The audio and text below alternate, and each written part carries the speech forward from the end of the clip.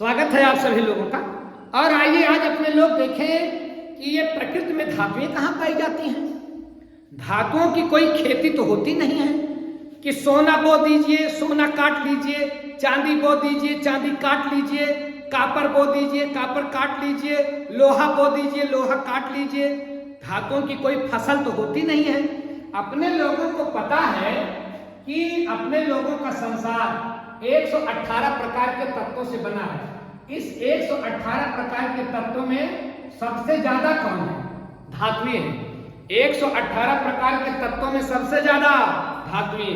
118 प्रकार के तत्वों में सबसे ज्यादा धातुएं। धातुओं की खेती नहीं की जाती। धातुओं को काट करके पैदा करके काटा नहीं जाता है। धातुएं कहाँ पाई जाती हैं भैया? धातुएं इसी धरती में पाई जाती हैं। और धातुएं इतनी जरूरी हैं कि बड़े बड़े निर्माण के लिए अपने लोगों का जीवन सुख सुविधा युक्त बने, इसके लिए धातुएं बहुत जरूरी हैं। लोहा नहीं होगा तो गाड़ी कहाँ से बनेगी? कापर नहीं होगा तो तार कहाँ से बनेगा? एल्यूमिनियम नहीं होगा तो तार कहाँ से होगा? और धातुएं नहीं होंगी तो बर्तन कहाँ से होगा? ये तो अपने लोगों के दिखने में दिखाई पड़ रहा है कि धातुएं अपने लोगों के लिए कितनी जरूरी हैं। लेकिन भैया इन सब के अलावा अपने लोगों के बॉडी के निर्माण में भी धातुओं की बड़ी महत्वपूर्ण भूमिका है। कैसे? अपने लोगों की हड्डी कैल्शियम, फास्फोरस, अपने लोगों के खून में लोहा, तो ये सब अपने लोगों को भी जरूरी है। खाने में लोहा चाहिए। अब लोहा चबाया नहीं जाएगा। ऐसे भोज्य पदार्थ खाने हैं जिसमें लोहा पाया जाता हो। सोने की जरूरत है, चांदी की जरूरत है, कापर की जरूरत, सबको अपने शरीर, सोडियम की जरूरत है, नमक के रूप में हम पूरा करते हैं। तो भैया अपने लोगों के शरीर को भी धातु की जरूरत है। अपने लोगों के जीवन को सुख सुविधा युक्त बनाने के लिए भी धातु की आवश्यकता है। तो अब प्रश्न ये उठता है कि ये जो 118 प्रकार के तत्व हैं जिनमें सबसे ज्यादा धातुएं हैं, ये धातुएं कहाँ पाई जाती हैं? कहाँ होगी जो हम निकाल लाएं? इतनी जरूरी है, बड़ी कीमती है, सोना है, प्लेटिनम है, कितनी महंगी महंगी धातुएं हैं। तो कितना अच्छा होता कि इनको हम बो देते और बो करके काट लेते। इम्पॉसिबल। आइए जरा देखें धातुएं कहाँ पाई जाती हैं भैया। धातुएं धरती के अंदर पाई जाती हैं। देखिए ये हमारी जो धरती माँ है, पता नहीं कितनी उदार है, कितना प्यार इसके अंदर भरा है और कितनी समृद्ध शाली है, सस्य श्यामला है। बोइए कुछ और हरी हरी चीजें देता है। बोइए गेहूं पीला पीला और पैदा करता है, फसल जो निकलती है वो हरी हरी निकलती है। क्या अजूबा है। अपनी माँ धरती कितनी विचित्र है, कितनी वंडरफुल है, इसमें एक एक चीज भरी हुई है। ऐसे ही अपनी धरती में धातुएं भरी हुई है। धातुएं कहाँ पाई जाएंगी? धरती में। धातु कहाँ पाई जाएगी? धरती में। अब ये धातु जो धरती में पाई जाती है भैया, ये दो रूप में पाई जाती है। पहली बात तो ये कुछ धातुएं होती हैं धरती में मुक्त अवस्था में पाई जाती हैं, और कुछ धातुएं होती हैं जो धरती में संयुक्त अवस्था में पाई जाती है। तो मुक्त अवस्था और संयुक्त अवस्था। अब आप बोलोगे सर ये मुक्त अवस्था क्या है? भैया मुक्त अवस्था ऐसी है कि कुछ धातुएं ऐसी होती हैं जो अकेले रहती हैं। जैसे कुछ इंसान एकांत प्रिय होते हैं, उनको साथ नहीं चाहिए। जैसे जंगल का राजा शेर अकेले रहता है, झुंड में चलते हुए आप नहीं पाएंगे शेरों को, और सियारों को आप अकेले चलते हुए नहीं पाएंगे, और नहीं होंगे तो दो जरूर होंगे। और अगर एक सियार दिखाई पड़ेगा तो भगता ही दिखाई पड़ेगा, और डरपोक होता है। और रात को जब पूरा झुंड इकट्ठा हो जाता है तब लगता है कि इन्हीं का शासन है। तो धातुओं में कुछ धातुएं ऐसी पाई जाती हैं जो मुक्त अवस्था में होती हैं, जो किसी से अभिक्रिया नहीं करती। ये महंगी धातुएं होती हैं। जैसे सोना, चांदी,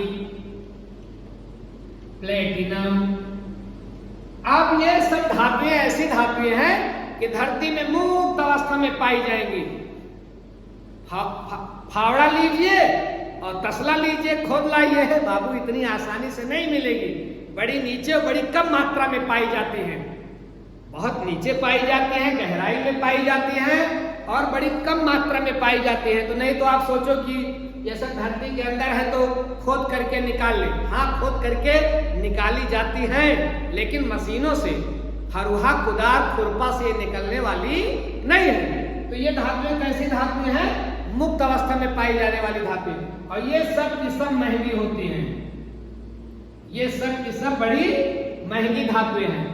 ऐसे लोग जो अकेले रहना पसंद करते हैं वो समाज में भी बड़े महंगे माने जाते हैं, बड़े महान माने जाते हैं, निर्भीक माने जाते हैं, उनकी बड़ी कीमत होती है।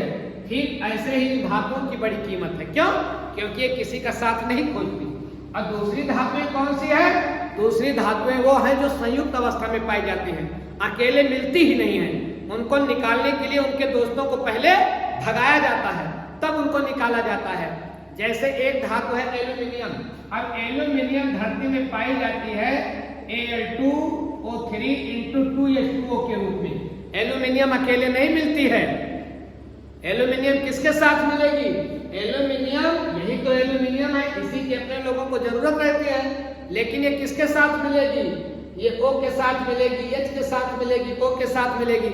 मतलब इसी के साथ लिपटी हुई है, इसी के साथ ये संयुक्त है। इसलिए इसको क्या बोलेंगे?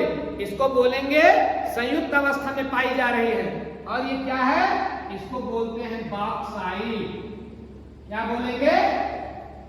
बॉक्साइट। अब बॉक्साइट से क्या निकाला जाएगा? बॉक्साइट से निकाला जाएगा क्या? एल्यूमिनियम। बॉक्साइट से क्या निकाला जाएगा? एल्यूमिनियम। बॉक्साइट से एल्यूमिनियम। कंफर्म हो गए आप? और ध्यान रखें, एक धातु होती है कापर। अब कापर का एक अयस्क होता है Cu, Fe। अब अपने लोगों के लिए कापर बड़ा जरूरी है, तार बनता है, बर्तन बनते हैं, बहुत कुछ काम आता है कापर। अब कापर लेकिन अकेले नहीं है धरती में, संयुक्त अवस्था में है। किसके किसके साथ है? लोहे के साथ है, सल्फर के साथ है। तो ये कैसी अवस्था में पाया जा रहा है? ये संयुक्त अवस्था में पाया जा रहा है और इसका नाम है कापर पाइराइट। Copper pyrite. समझ गए? अब अपने लोगों को चाहिए कापर, अपने लोगों को चाहिए एल्यूमिनियम, लेकिन ये अकेले नहीं है, ये संयुक्त अवस्था में है। तो धातुएं धरती में कितनी अवस्था में पाई जा रही हैं? दो अवस्था में, मुक्त अवस्था, संयुक्त अवस्था। मुक्त अवस्था, संयुक्त अवस्था। एक बात और आप लोग ध्यान रखिएगा, कुछ धातुएं ऐसी होती हैं जो मुक्त अवस्था में भी पाई जाती हैं, संयुक्त अवस्था में भी पाई जाती हैं। भैया हर जगह अपवाद होता है, तो धातुओं में भी कुछ अपवाद हैं। जैसे कापर, चांदी। कापर मतलब CuAg, चांदी। ये कुछ ऐसी धातुएं हैं जो, ऐसे में आप और ध्यान रखें, लोहा। ये कुछ ऐसी धातुएं हैं जो मुक्त अवस्था और संयुक्त अवस्था दोनों में पाई जाती हैं। मुक्त और संयुक्त दोनों में।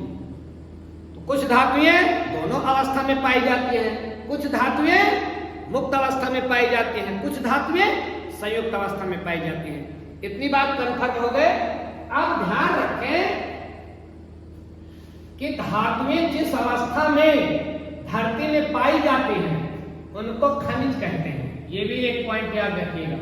खनिज, खनिज का मतलब, खनिज में देखो पहली बात तो दो शब्द हैं, खनिज। खनिज मतलब खनना। अपने लोग खनना जानते हैं ना, गांव देश से। गांव देश में कहा जाता है कि फला चीज खन लाओ, मतलब खोद लाओ।